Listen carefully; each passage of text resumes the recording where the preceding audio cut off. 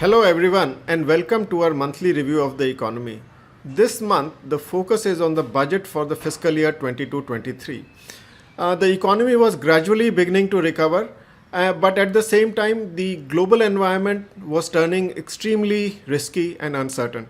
There are three levels of uncertainty that we see in the coming fiscal year. The first comes from very volatile geopolitical situation which has pushed the crude oil prices to above $90 a barrel. The second level of uncertainty comes from the change in the stance of the most systemically important central bank in the world, which is the Fed.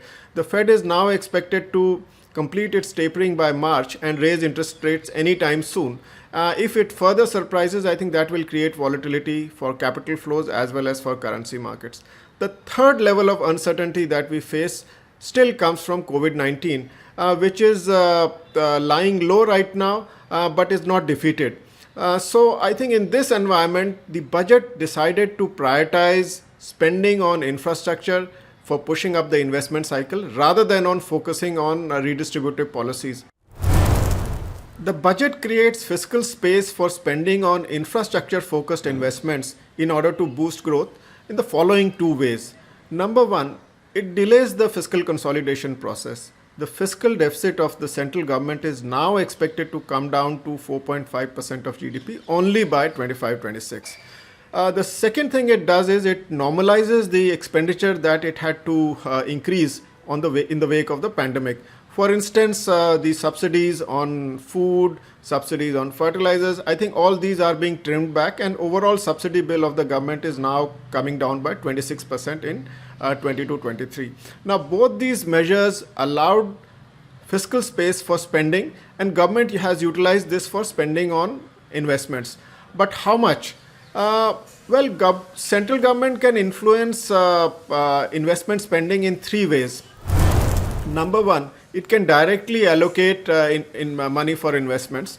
Number two, through the PSU route. And number three is by giving grants which help in creation of assets. Now, if you take all these three together, the overall capital spending of the government increases by 14.5% in the fiscal year 22-23. So what do the budgetary measures mean for the investment cycle as well as overall growth in the economy? We expect GDP growth at 7.8% in the fiscal year 22-23, and this will be supported by a pickup in the investment cycle. Public investments influence the overall investment cycle in a number of ways.